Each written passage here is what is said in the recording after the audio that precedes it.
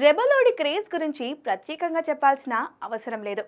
యావత్ ప్రపంచమంతటా ప్రభాస్కు huge fans following ఉంది. తెలుగు రాష్ట్రాలనే కాకుండా బాహుబలి సినిమాతో వరల్డ్ వైడ్గా అభిమానులను సంపాదించుకున్నాడు డార్లింగ్. ఇక ప్రభాస్ పేరుతో చెరగని రికార్డ్స్ ఎన్నో ఉన్నాయి. కానీ ప్రభాస్ పేరుతో ఏకంగా ఒక ఊరుందనే విషయం చాలా మందికి తెలియదు. ఆ విషయాన్ని ఓ తెలుగు బ్లాగర్ బయటపెట్టాడు. అయితే ప్రభాస్ అనే ఊరు ఇండియాలో లేదు. భారతదేశానికి పొరుగు దేశమైన నేపాల్లో ప్రభాస్ పేరుతో చిన్న పట్టణం ఉంది. తెలుగువాడైన ఓ మోటో బ్లాగర్ నేపాల్ పర్యటన చేస్తున్నాడు. రైడ్లో బైక్పై వెళ్తుండగా అతనికి ఈ విలేజ్ కనిపించింది. దీంతో వెంటనే ఓ వీడియో చేసి డార్లింగ్ పేరుతో ఊరు ఉందంటూ సోషల్ మీడియాలో షేర్ చేశాడు.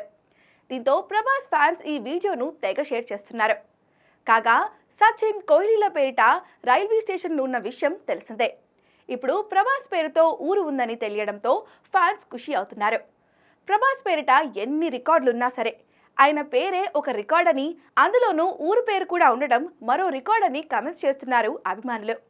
అయితే ఈ ఊరికి మొదటి నుండి ప్రభాస్ పేరు ఉందని సమాచారం.